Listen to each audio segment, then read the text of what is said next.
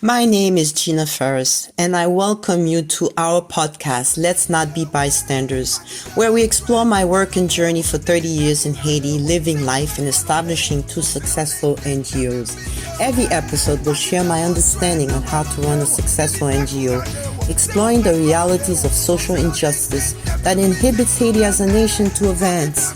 We will explore my work at FEJ, and I will provide guidance to those who have interest and are seeking to understand Haiti, sharing every episode an experience of hope and how to build a legacy of love and unity.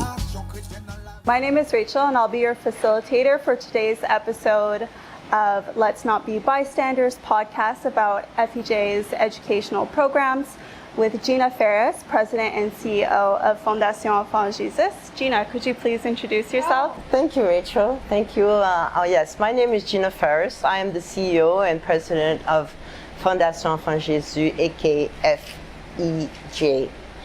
So Gina, could you please give us a quick history of the Enfant Jesus School?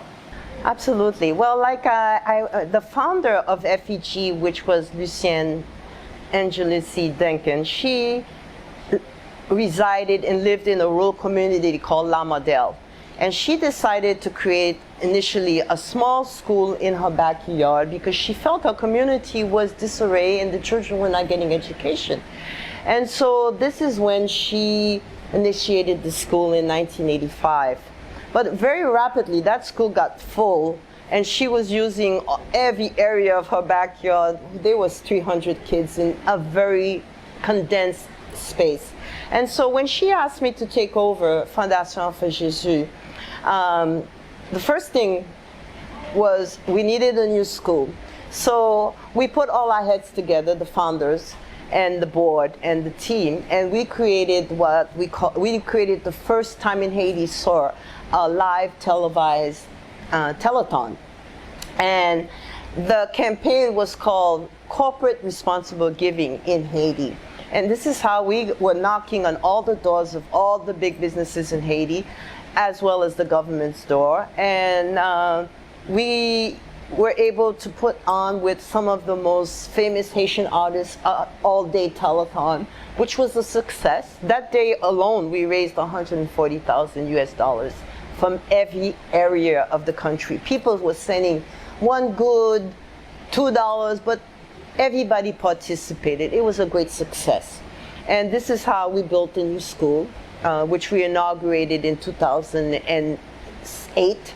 And rapidly I realized, wow, now we have this beautiful school, and now we have to make sure the quality of education in that school is the same. So early, we initiated the 7-year plan, and there were key things that needed to be resolved. First of all, majority of the teachers were coming from Port-au-Prince, and I thought that was very alarming and concerning. And so we rapidly tried to identify who was going to be the future principal of the school and how we were going to make that transition in using more locals instead of having to outsource teachers from Port-au-Prince, which we did. We identify a young man that was the first 50 to graduate from the initial school and invest in his education, and that's how we initiated the 7-year plan. And continued to think about others that could be teachers. He became our role model for the community. That attracted others to be interested in becoming teachers. And we started with the 7-year plan, which we finished in 5 years. And so then we had to create new objectives. But primarily, we wanted to upgrade the standard of quality of education of the kids. We wanted to give them exposure to the outside world, and as well as we wanted to focus a lot on reading and all kinds of things that were not part of the curriculum of the Minister of Education in Haiti. And as I got more involved in the school and I was looking at the children during recess on the playground, it was very alarming to me what I saw. I saw the children were very aggressive. They were expressing a lot of violence among themselves, which for me was normal because, you know, they had seen so many unrest since 2008 in 2088, after the regime of Duvalier fell, Haiti has not seen much stability. And so many of these kids grew up in that era. And so we end up having to incorporate other alternatives to help them have other ways of expressing their emotions besides the violence that was being illustrated in the playground. And that's how we incorporated art, sports, music, theater, poetry, which gave the kids another outlet of expression. And we also incorporated civic responsibility and had them do small projects in their community. And we also felt it was very important that the parents were involved in the school.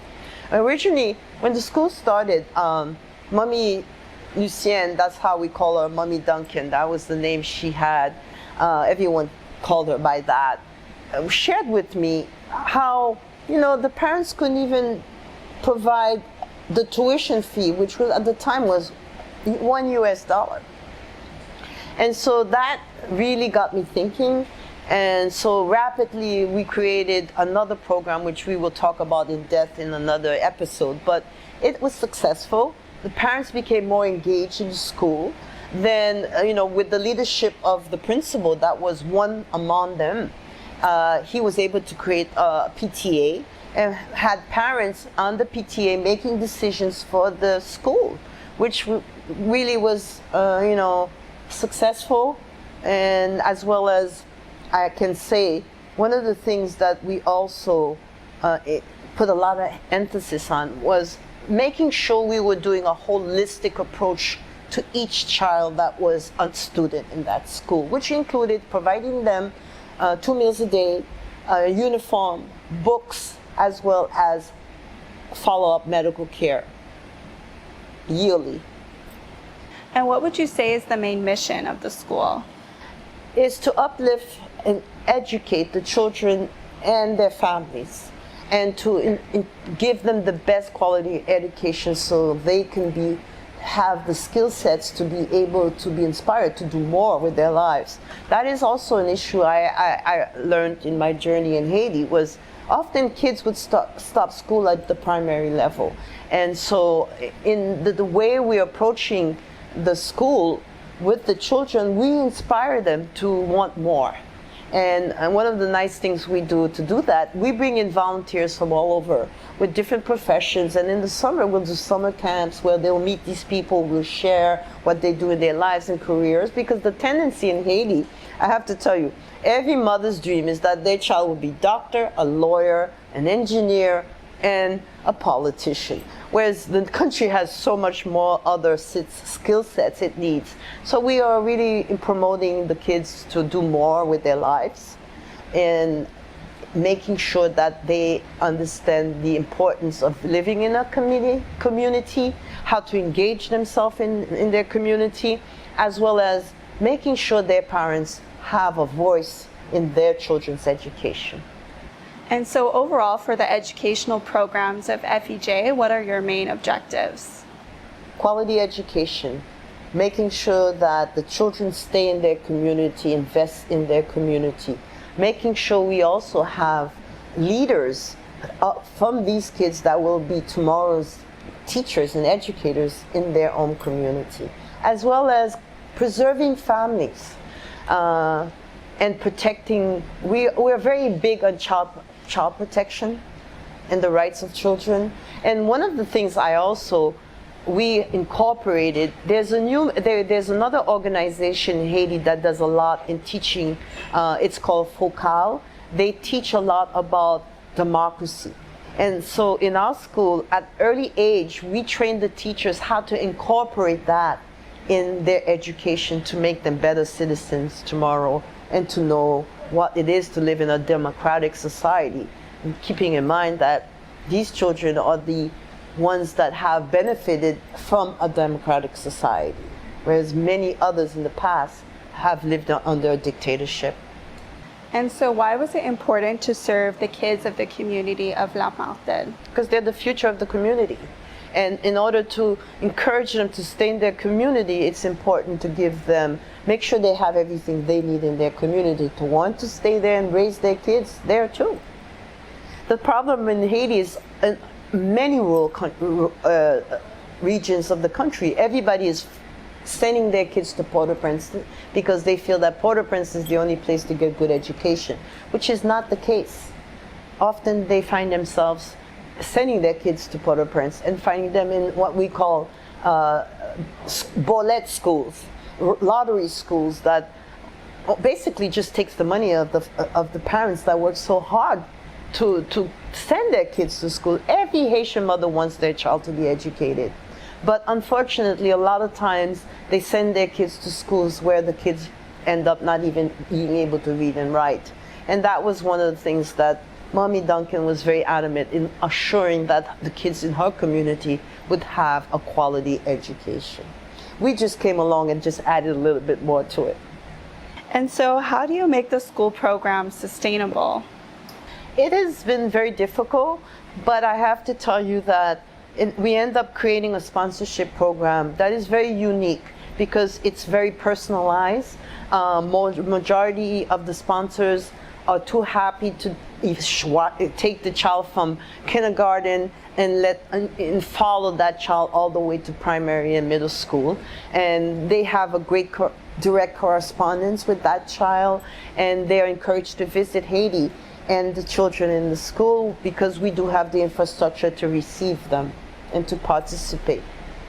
And it's nice because every year when the new school year is starting, many sponsors, not only do they sponsor the child financially, but they send school supplies for the kids to start the new year, sometimes new sneakers, things like that. Mm-hmm.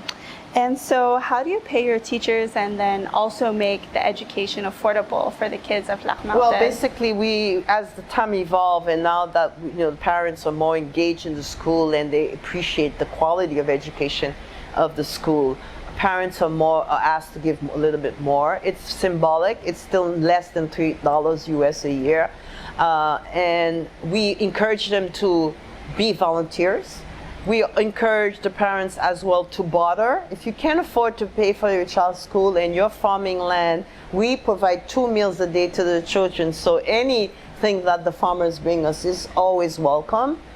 And of course, we are trying to more and more develop our sponsorship programs with our different chapters throughout the world. We have a chapter in France that is very proactive in the school, especially around the nutritional aspect of the school and helps us with the little personnel.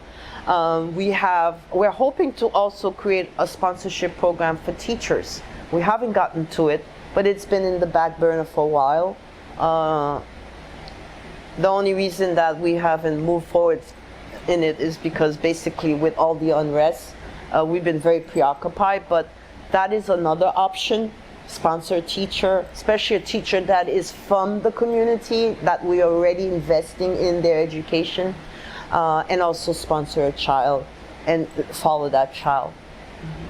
And so do you have any programs for the parents? Yes, we do. Of course, parents are engaged in the PTA, and we also have another program which I will be elaborating in another episode called Seeking Life. We call it Chercher la Vie, where we help parents engage in small businesses. And we'll talk a little bit more about that in that episode. Great. And so why does nutrition play a role in the development of the children of the school in La Martin? That is a very important question because I've seen the evolution.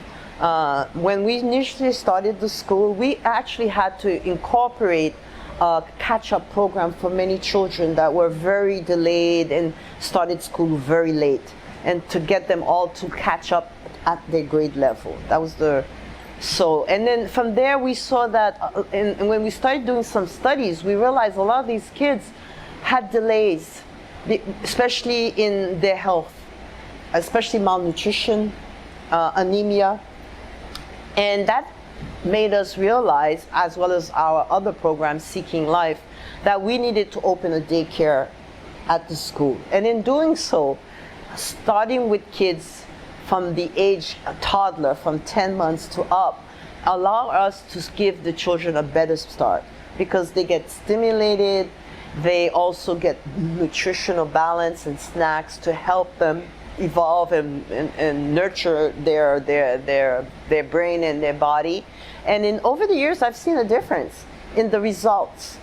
Kids that have been in the school since daycare, today that are in first grade, second grade, you see that they are very much more assertive, cognitively much more able, and their grades are so much different. They are able to catch so much faster. And so we know that La Mardelle is used for the school program, but do you have any other use for the facility? Yes, absolutely. We use the facility to run our camps in the summer. As well, we leave the opportunity as well for the community associations and those that are legit to use the property to do other things, meet there, or do other activities after school hours or sometimes in the summer. Mm-hmm. And so how do you make the School of La Mardelle the heart of the community? Well, first of all, this is where FEJ started. The school was the main catalyst that the founders started with. And from there, like I shared with you from the beginning, our approach to this has always, in everything we do in FEJ, is holistic approach. And so the school has been the catalyst to us adding multiple other programs to facilitate that holistic approach for the children and the families. And I have to tell you, the biggest mandate of our organization is child protection and family preservation, which is always on the front line. Mm-hmm. And so do you have any future plans for the educational program of La Mardelle, and also how the vocational training program fits into that? Well, I want to add, first of all, one of the things that throughout the years that we've discovered is everything we do must have some form of educational format in it. So we're doing education always in every one of our programs in a different level. So that is something that I always like to remind people. For us to do all we do in all the programs, we always put education first, in front. Whether it is for the kids or for the parents or any of the benefactors, even in our community health clinics. So for sure that this has been like our middle point, center point, education. But in doing so, it has evolved in other programs. And that has also, the school has become such a catalyst to the community that it's evolved in helping us help the community develop its own structure. In our dream, in our vision, is one day that we will be able to hand over that school to the leaders of the community and those educators we have been investing in all those years. We're not there, but I definitely feel that we're getting close.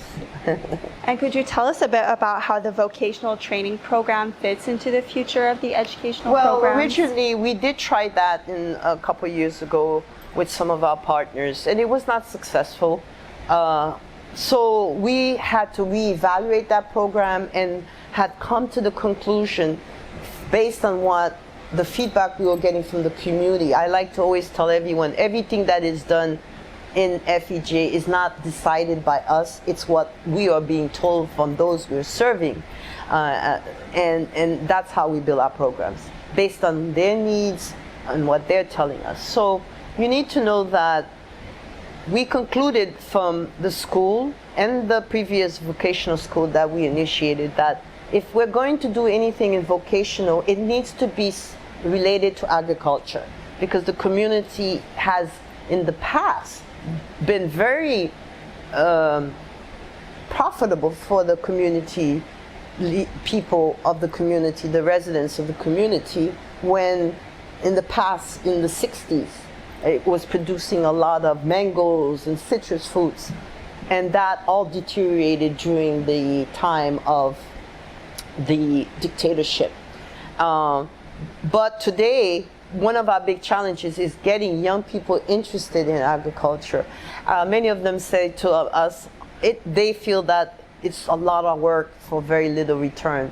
And so this is where we're going to be focusing in the future in our vocational needs for the community, is in agriculture, making it more interesting for our young people in the community, as well as making it more profitable for them. Definitely, there are some infrastructure problems to be resolved, but that is where we're going with the vocational program in the future. So for those who are listening, how can they help support the educational programs and also sponsor a student in La Martelle? Well, like I said, sponsoring a child in our school program, in our school, is mostly is unique. It's a unique program in terms of sponsorship because you develop and are engaged with that child. You get the opportunity to see that child evolve. And since we have many different partners in Europe, like in France and Germany, in Canada and United States, we encourage these partners to bring these sponsors with them when they come for a yearly trip, or every 2 years. Most of the Europeans, the representatives of these organizations come to Haiti, and we encourage them to bring some of these families that are sponsored, or these individuals that are sponsored kids, spend time with the kids, get to know the kids. And it's evolved to a point where they write to the kids write back to them, they send gifts for the kids. One of the unfortunate things is a lot of the kids that are sponsored in the European programs, because of the time difference, they are not able to do FaceTime, or because we do have a computer library at the school.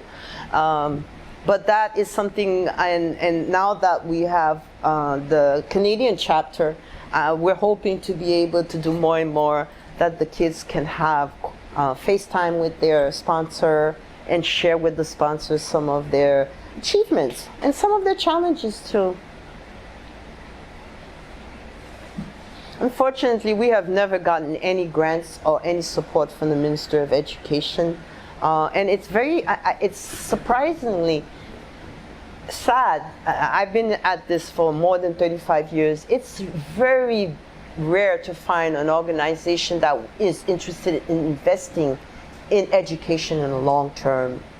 And that is a challenge. And that's why we created this special, unique sponsorship program, because these children need long-term support, not just 1 month or a year.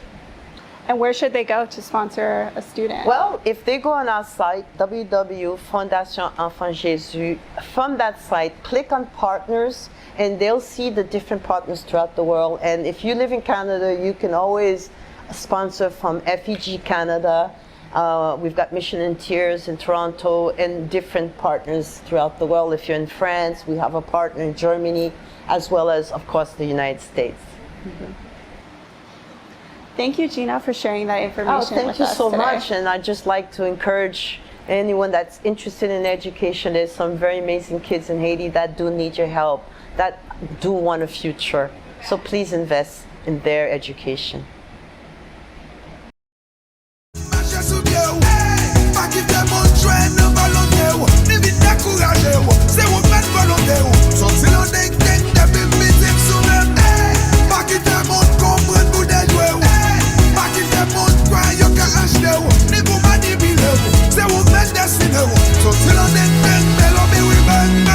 When sorti la deng, pa jam